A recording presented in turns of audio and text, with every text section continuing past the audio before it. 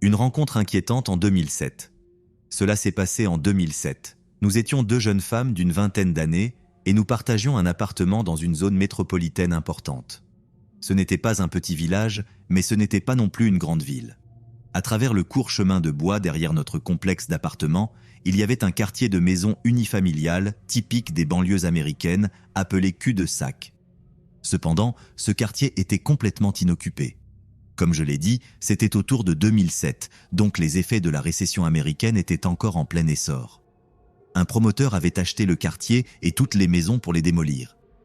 Ils avaient construit une nouvelle rue, belle et brillante, depuis la principale jusqu'au quartier, mais probablement l'argent s'était épuisé avant que les maisons puissent être démolies. Du moins, c'est ma meilleure supposition, car il y avait plusieurs projets de construction arrêtés dans la région qui avaient subi le même sort. Il n'y avait rien dans la zone immédiate sous forme de magasins ou de stations-service, seulement des maisons résidentielles vides, un peu effrayantes mais rien d'ouvertement terrifiant. Étant jeune, aventureuse et ayant quelques heures libres pendant la journée à cause de nos emplois dans le commerce de détail, ma meilleure amie et moi aimions aller nous promener dans ce quartier abandonné.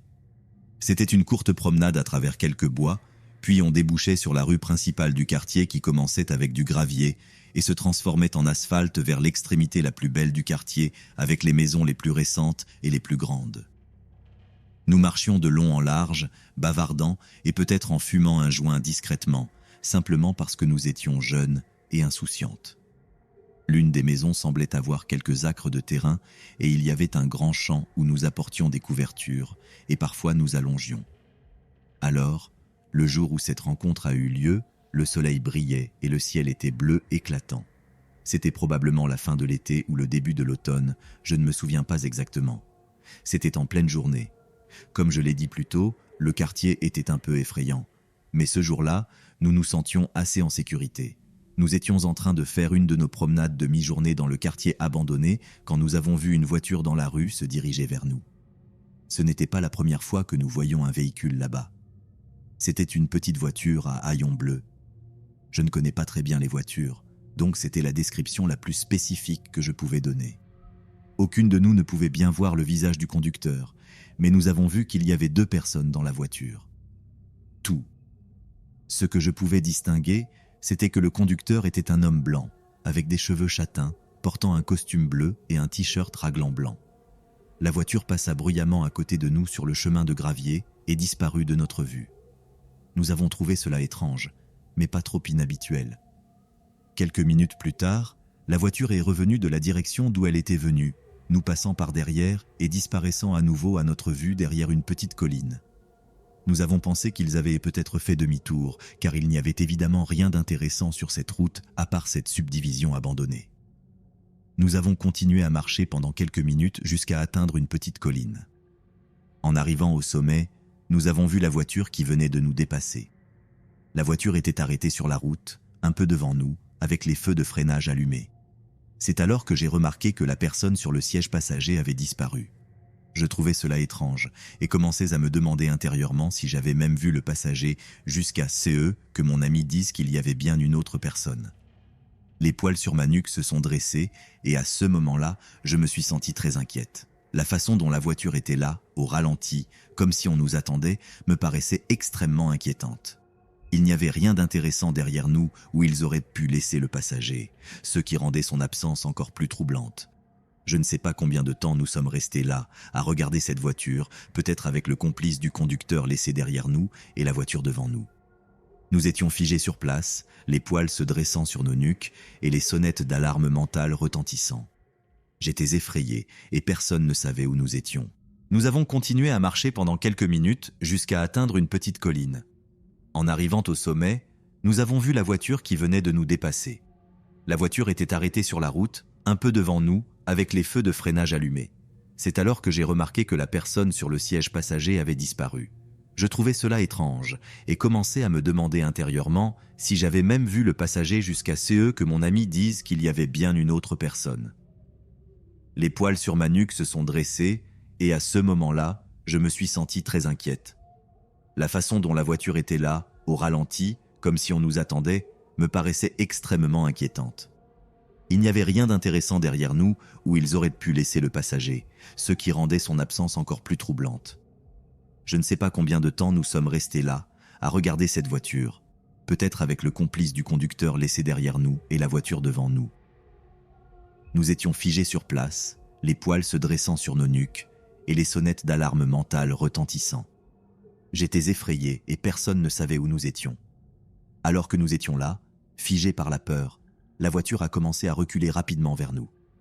Nous avons repris nos esprits et couru vers la forêt, traversant l'arrière-cour de l'une des maisons abandonnées.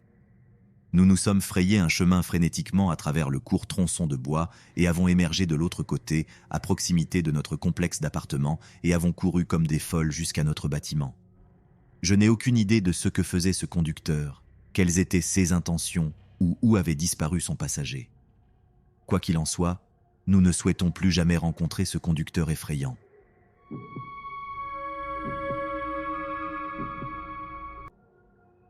Une exploration terrifiante d'un village fantôme. Mon cousin et moi avons eu l'idée fascinante d'explorer un village fantôme situé à proximité de notre résidence. Nous avions entendu des récits effrayants d'autres parents qui affirmaient avoir vu une femme et sa fille, toutes deux vêtues de manière spectrale, se tenant ou se promenant au bord d'une route. Chaque fois qu'ils traversaient cet endroit, leur téléphone portable s'éteignait soudainement ou perdait complètement le signal. Un de mes cousins a même raconté comment son véhicule avait cessé de fonctionner immédiatement après que la silhouette de la femme ait traversé son chemin. Animés par la curiosité, nous étions 7 à monter dans une grande camionnette et à nous diriger vers le village fantôme, impatients de vérifier la véracité des phénomènes paranormaux rapportés. Pendant le trajet, l'ambiance à l'intérieur de la camionnette était joyeuse. Nous riions et nous moquions de ceux qui se laissaient intimider par les histoires du village, suggérant qu'ils se laissaient probablement emporter par leur imagination. Aucun de nous n'avait jamais visité un village fantôme auparavant, donc l'anticipation de l'inconnu ajoutait une touche excitante de mystère à notre aventure. En traversant un pont qui servait de seuil au village fantôme, l'environnement changea radicalement. Une épaisse brume émergea soudainement, enveloppant tout le village dans un voile éthéré. Instantanément, les rires cessèrent et un silence sépulcral s'empara de nous. Conscients que nous avions pénétré dans le domaine du village abandonné, nous décidâmes de garer la camionnette sur un chemin de terre à une distance prudente de l'entrée principale du village. Nous éteignîmes le moteur, verrouillâmes les fenêtres et restâmes assis à l'intérieur du véhicule, observant les sombres façades des maisons vides. La sensation était inquiétante, comme si les spectres des anciens habitants nous observaient, indignés par notre intrusion. La tension était palpable. Après environ 5 minutes d'immersion dans la pénombre, le conducteur, poussé par une peur soudaine, démarra le véhicule et nous quittâmes précipitamment l'endroit sans aucune explication. En nous arrêtant à une station-service voisine, la pâleur du visage du conducteur était évidente. Il finit par avouer avoir vu une fillette spectrale errant derrière une maison, s'approchant de notre position. Sa terreur était si authentique qu'il était impossible de ne pas le croire. Intrigués, nous entrâmes dans la boutique de la station-service où le caissier, remarquant notre consternation, nous demanda si nous venions du village fantôme. En confirmant cela et en mentionnant l'apparition de la fillette vue par notre conducteur, le caissier partagea sa propre expérience similaire et suggéra que si nous cherchions une rencontre paranormale plus intense, nous devrions nettoyer le véhicule en utilisant les essuie-glaces disponibles à la station. Suivant son conseil, nous procédâmes à un nettoyage méticuleux de la voiture. Nous nettoyâmes le toit, les côtés, les portes, toutes les fenêtres et les rétroviseurs. Ensuite, avec des serviettes en papier, nous séchâmes le véhicule jusqu'à ce qu'il ne reste aucune trace d'humidité. Nous restâmes sur le parking de la station-service, délibérant si nous devrions retourner au village ou simplement rentrer chez nous. La décision fut unanime, nous changerions de conducteur et retournerions au village. Une fois au centre du village fantôme, l'atmosphère était encore plus oppressante. La tension était telle que, malgré le fait que nous avions tous plus de 17 ans, nous ressentîmes le besoin de nous tenir par la main, un geste inhabituel mais réconfortant, compte tenu de notre angoisse collective. 20 minutes plus tard, une silhouette commença à se matérialiser au loin. Bien qu'initialement elle ressemblât à la fillette dont nous avions tant entendu parler, son mouvement était anormal, comme si elle flottait. En la pointant du doigt, tous confirmèrent l'avoir vue.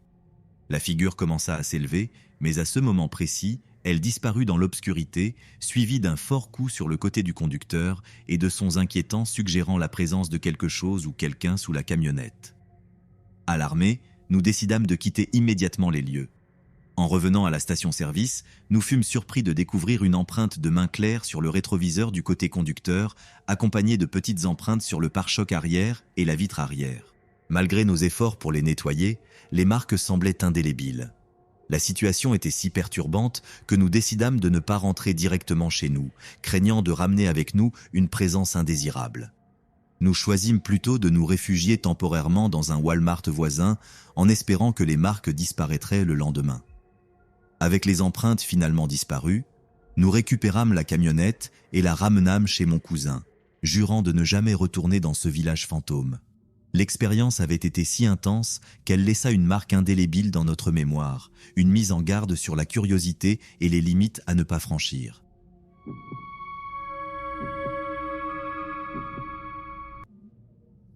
Une rencontre terrifiante.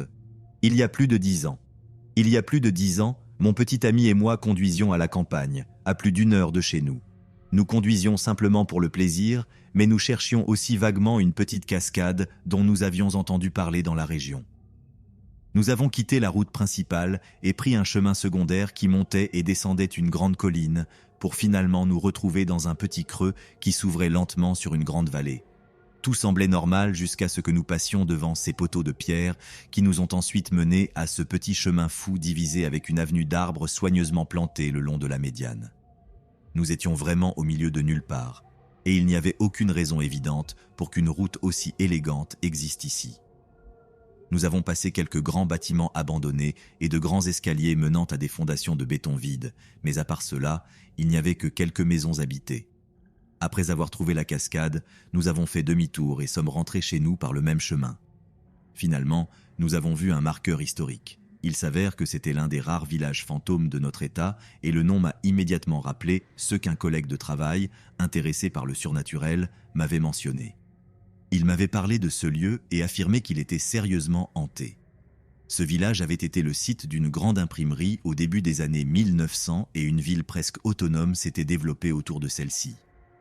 Apparemment, c'était assez élégant à son apogée avec un grand hôtel, une école de métier et plusieurs spas de santé, car les médecins envoyaient des personnes dans la région pour se remettre de la tuberculose.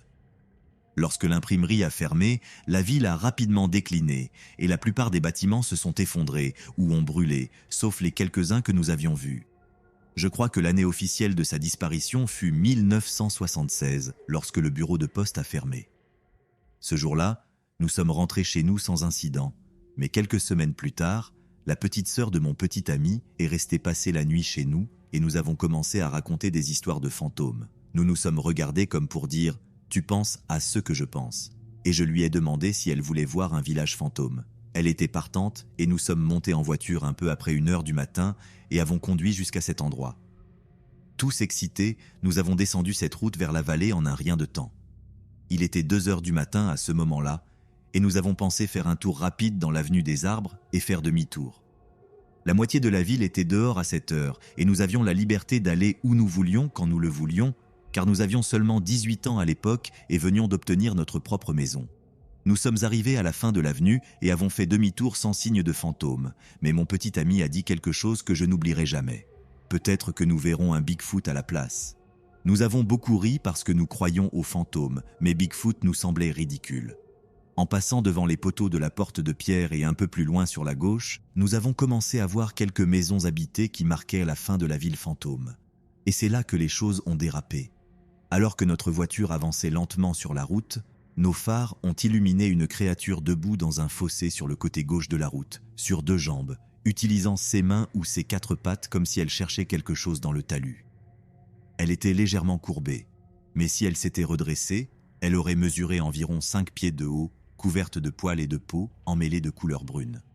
Son corps ressemblait à une grande masse informe de poils, avec des bras et des jambes relativement fins en comparaison. Lorsqu'elle a tourné la tête pour nous regarder, nous avons réalisé qu'elle n'avait pas de museau, mais un visage plat comme un singe. Même avec nos phares allumés, nous ne pouvions pas voir la bouche ou le nez, seulement les yeux qui étaient d'un rouge brillant comme 2 points lumineux sur ce visage sans traits. Ce n'était pas seulement qu'ils brillaient dans nos phares, c'était comme s'ils brillaient d'eux-mêmes. Nous avons vu cette chose et simultanément crié en nous demandant si c'était un ours. Nous étions tous très confus. Tout le temps, elle est restée là, nous regardant. Elle n'avait pas peur et n'a pas bougé d'un muscle, sauf pour se redresser et tourner la tête pour nous regarder lorsque nos lumières l'ont illuminée pour la première fois. Toutes ces pensées nous traversaient l'esprit et nous avions tous l'impression que quelque chose n'allait vraiment pas dans cette rencontre. Honnêtement, nous étions tous terrifiés.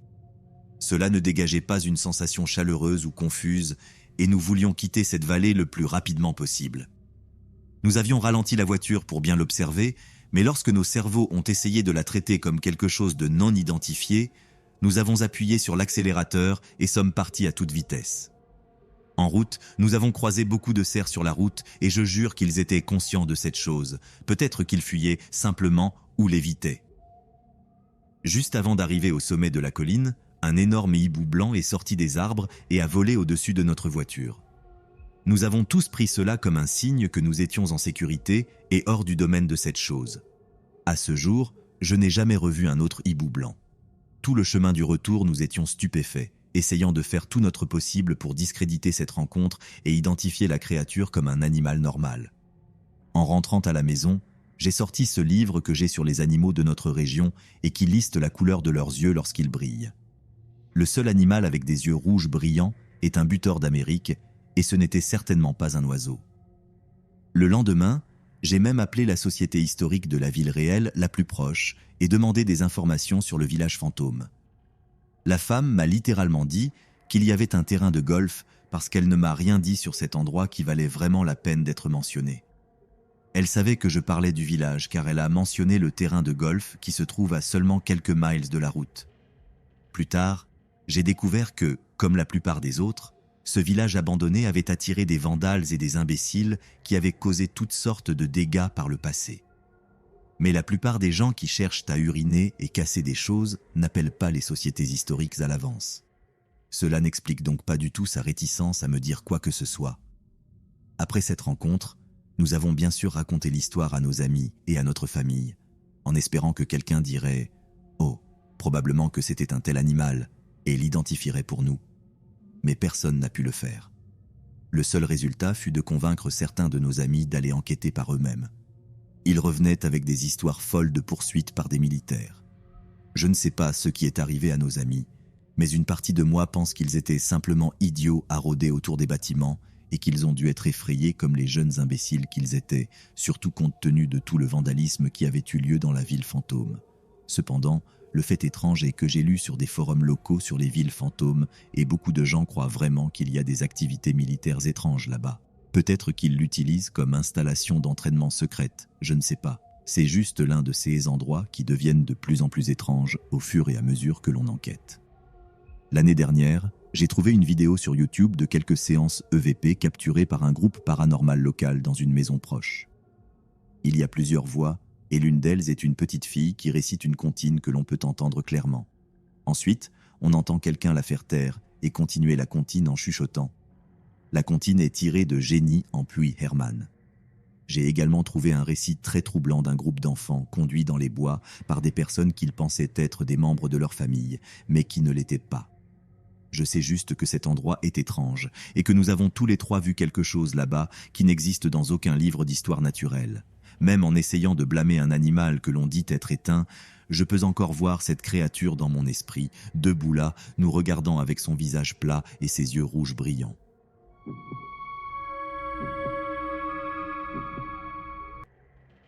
Une année inoubliable à Cascade Job Corps. Entre juin 2010 et juillet 2011, j'ai assisté au programme de Job Corps à Cascade, situé à Cedro Woolley, un endroit plutôt pittoresque. C'est un étrange village de montagne qui se fond avec les villes voisines de Burlington et Mount Vernon. Je recommande vivement de visiter cette région du nord-ouest de Washington, car elle est absolument magnifique.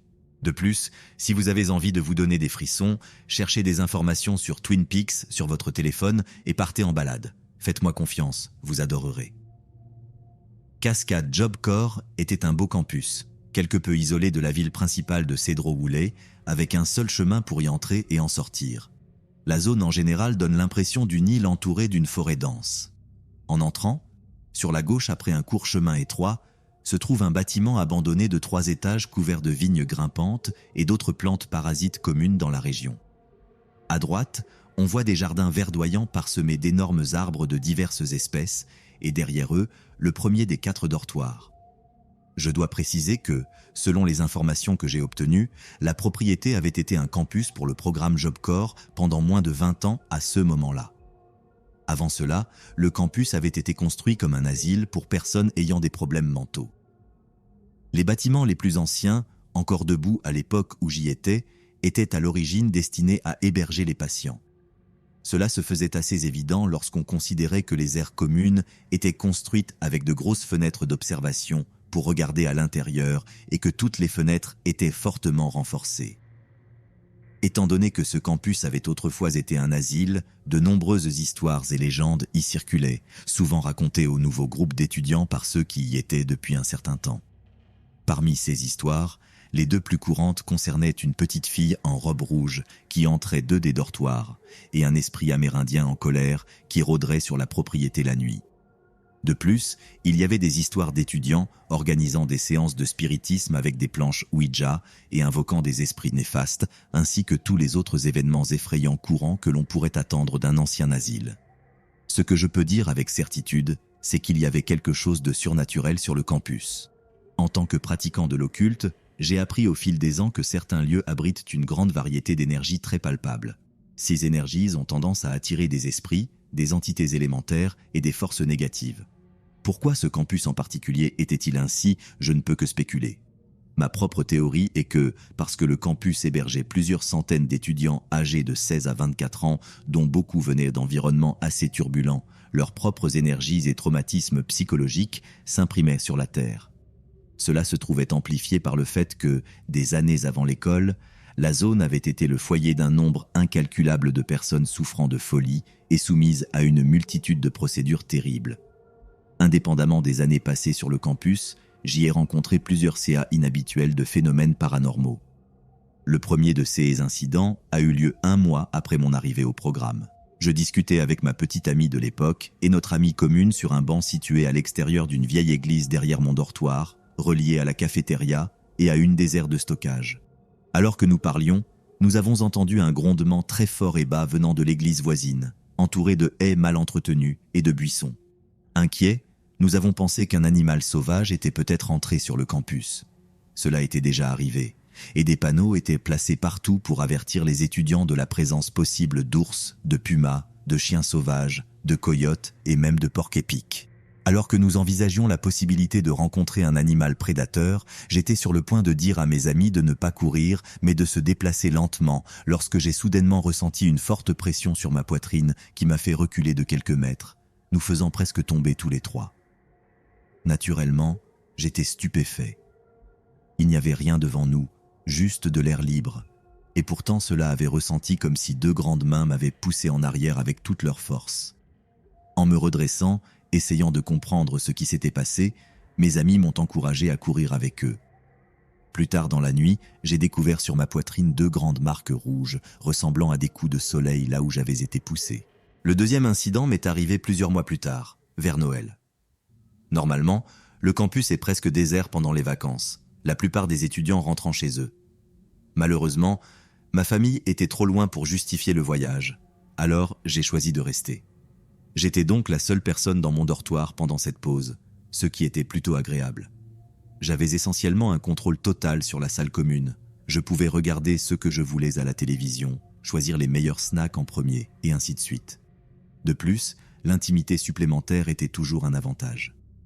Au milieu de ma pause, j'ai décidé, après le déjeuner, de prendre une douche chaude. J'ai ouvert l'eau pour la laisser chauffer, et je suis entré. Alors que je me tenais sous l'eau, j'ai ressenti une brise froide sur mes pieds, ce qui était inhabituel car il n'y avait pas de fenêtre dans les douches et le dortoir était constamment chauffé. Cependant, je n'y ai pas trop prêté attention. Ce qui m'a vraiment troublé, c'était le son très clair et fort d'un rire d'enfant. Me trouvant nu et couvert de savon, seul dans un dortoir, et entendant ce qui ressemblait au rire d'un petit enfant juste derrière le rideau de douche, j'ai immédiatement tourné les talons, ouvert le rideau et n'ai rien trouvé, si ce n'était une bouffée d'air très froid. Naturellement, lorsque des événements aussi aléatoires et effrayants se produisent, la meilleure chose à faire est de se rincer rapidement, de s'habiller et de retourner dans sa chambre en verrouillant la porte. Si cela s'était produit en présence d'autres personnes, j'aurais pensé à une farce, ce qui était assez courant. Mais voici le problème, j'étais le seul dans mon dortoir. J'ai pensé que cela venait peut-être d'en bas, car les conduits de ventilation étaient connectés, mais il n'y avait personne là-bas non plus. Plus tard, j'ai même pris une échelle pour examiner les évents et voir si quelqu'un y avait mis un haut-parleur ou quelque chose pour me faire peur. Mais il n'y avait rien à trouver.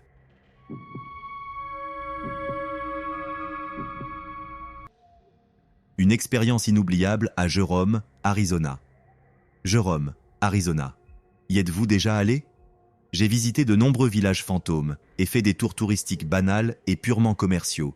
Mais lorsque je suis arrivé à Jerome, je me suis senti différent dès le début. C'est un petit endroit pittoresque, une ville perchée au sommet d'une montagne en Arizona, partiellement isolée d'une bonne partie de la région et marquée par une étrange quantité de tragédies allant des effondrements de mines à des épidémies massives de tuberculose. J'ai entendu parler de ce lieu par un ami qui vit dans la région et j'ai finalement planifié de rester en Airbnb avec un couple de personnes âgées charmantes pendant ma visite pour voir l'ami qui m'avait parlé de cet endroit. À mon arrivée, j'ai été surpris de voir à quel point la ville était calme. À part le bar, tout le monde semblait en harmonie avec l'histoire de la ville. Avant mon arrivée, j'avais arrangé une visite des lieux hantés avec 2 vieux guides locaux, un père et son fils, qui vivaient dans une ancienne cathédrale. Ils allaient me montrer certains des lieux hantés les plus populaires. Nous avons commencé la visite avec moi et un jeune couple qui passait également la nuit en ville. En parlant avec les guides, j'ai beaucoup appris sur la ville et leurs expériences personnelles au fil des ans. Ils m'ont raconté des histoires d'hommes sans abri morts depuis des décennies et de nonnes qui poussaient les hommes plus âgés. Nous avons descendu des escaliers en nous rendant d'abord à l'église, puis nous avons visité les endroits habituels. De vieilles mines, des hôpitaux abandonnés convertis en magasins, et finalement un ancien café qui était autrefois un bar très populaire et finalement un bar clandestin. Ce fut l'endroit qui changea ma vision du paranormal. Dès que nous sommes entrés, je me suis immédiatement senti différent. On dit qu'un homme qui est mort pendant l'ère de la Prohibition réside encore ici et qu'il interagit parfois avec les gens qu'il juge dignes de son temps. Dans le magasin, il y avait également un seul canapé qui était resté là depuis l'époque où l'on disait qu'il s'y asseyait parfois et se détendait avec d'autres personnes. Comme je l'ai dit, je me sentais différent. Je me suis rendu compte que les guides ressentaient la même chose à ce moment-là. Nous nous sommes installés et avons commencé à poser quelques questions simples. Après un moment, nous avons commencé à recevoir des réponses, de légers coups à la porte de la salle de bain et sur les murs. Nous pensions tous que cela pouvait être une coïncidence ou simplement une farce des guides, mais nous savions que nous pouvions faire plus de bruit. C'est alors que j'ai vu l'apparition de la partie inférieure des jambes d'un homme. Le jeune couple, terrifié, s'est immédiatement enfui avec le père, me laissant seul avec le fils dans la pièce. Il s'est assis sur la chaise en face de moi pendant que je m'asseyais sur le canapé et continuais à poser des questions. Ce n'était pas vraiment mon expérience jusqu'à ce que je demande aux fantômes s'ils restaient là en attendant une femme, mais il n'y a eu aucune réponse. Sachant que Jerome était un refuge gay au début du XXe siècle, j'ai alors demandé s'il attendait un homme. C'est à ce moment-là que j'ai senti le canapé craquer comme si quelqu'un d'autre s'y était assis et que j'ai ressenti une pression sur la nuque. Tout cela a été accompagné d'un coup fort sur le mur derrière moi. Nous sommes probablement partis après cela, mais nous avons pris soin de remercier le fantôme pour son temps à la porte. Même si cela n'était pas terrifiant, cette expérience restera toujours gravée dans mon esprit comme ce qui m'a convaincu du paranormal.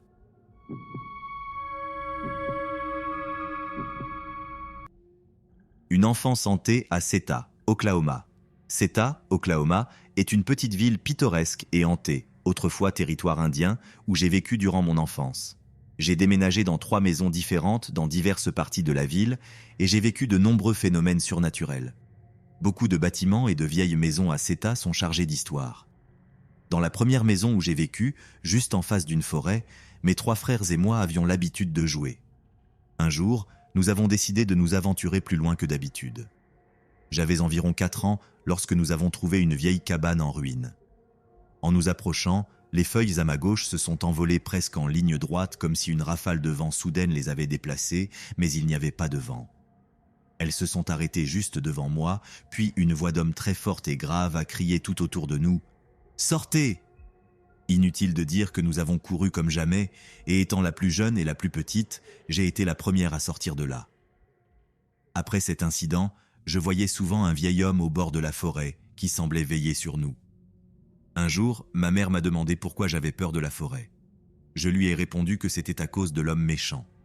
Elle a enquêté davantage et j'ai expliqué qu'il y avait un homme méchant qui ne voulait pas que nous soyons dans la forêt, mais elle l'a ignoré et la vie a continué. Nous avons déménagé quelques années plus tard, après le divorce de mes parents. Ma mère nous a emmenés dans une petite maison de 2 chambres plus près de notre école. Elle dormait sur un canapé-lit et nous, les enfants, avions les 2 chambres. La maison était juste à côté d'un cimetière où, en tant qu'enfants curieux, nous jouions souvent. Il y avait toujours un homme d'environ 30 ans qui visitait la tombe de sa mère. Il était là chaque fois que nous y allions, peu importe l'heure. Il apportait de la nourriture et passait la journée à parler près de la tombe. Intrigués, mon frère aîné et moi nous cachions derrière les pierres tombales pour essayer d'entendre ce qu'il disait, bien que je ne me souvienne pas avoir compris quoi que ce soit de concret. Ses expressions faciales et ses mouvements corporels étaient aussi naturels que s'il conversait avec quelqu'un assis en face de lui. Un jour, nous avons réussi à nous approcher très près, pensant être très astucieux. Mais soudain, l'homme s'est levé, s'est retourné, nous a regardés directement et a dit « Qu'est-ce que tu regardes, gamin ?» Puis il a commencé à parler avec des voix différentes dans une langue que nous ne connaissions pas. Cela ressemblait à du charabia. Il se moquait peut-être de nous, mais c'était certainement effrayant, et je n'ai plus jamais mis les pieds dans cette zone après cela. Un peu plus tard, nous avons déménagé dans une rue bordée de petits bâtiments de chaque côté.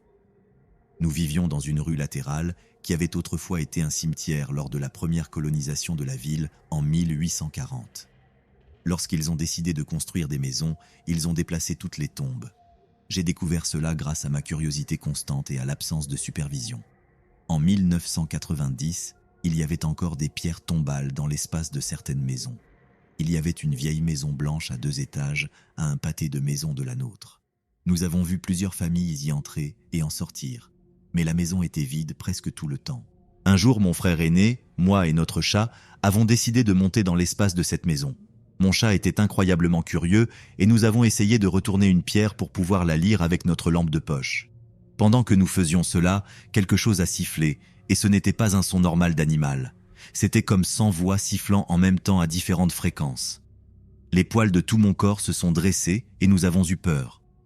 Mon frère est sorti le premier, suivi de notre chat. Quand j'ai atteint le trottoir, quelqu'un a ramassé mon chat et l'a jeté. Quelqu'un m'a ensuite attrapé et jeté au sol. J'étais tellement effrayé que j'ai commencé à pleurer. Mon chat s'est caché dans le placard de ma mère et n'est pas ressorti avant le lendemain. J'ai fini avec un énorme bleu sur la fesse droite et il m'était difficile de passer devant la maison après cela. Dans cette même maison, avec les tombes dans l'espace de rangement, je voyais souvent une vieille femme. Je n'étais pas la seule à la voir, mais je la voyais plus souvent que les autres. Je la voyais principalement la nuit, mais il arrivait aussi qu'elle soit là pendant la journée. Je me réveillais souvent pour la trouver debout près de ma coiffeuse, juste en face de la porte. Elle était éclairée par toute la lumière que ma mère laissait pour nous. Elle restait là, me regardant et bougeant la bouche, mais je ne pouvais pas l'entendre. Parfois, elle mettait ses mains sur mes crayons de couleur qui étaient sur la commode. Le lendemain, ils étaient brisés et secs. Je n'ai aucune idée de pourquoi elle faisait cela, mais elle le faisait, et ma mère les remplaçait continuellement, bien qu'elle ne m'ait jamais cru. La maison semblait avoir une vie propre. Les lumières s'allumaient et s'éteignaient sans que personne ne les touche. Et il en était de même pour la télévision et la radio qui changèrent de chaîne ou de station toutes seules. Tout cela créait une atmosphère effrayante, nourrissant les histoires de fantômes que mon imagination ne pouvait plus contenir.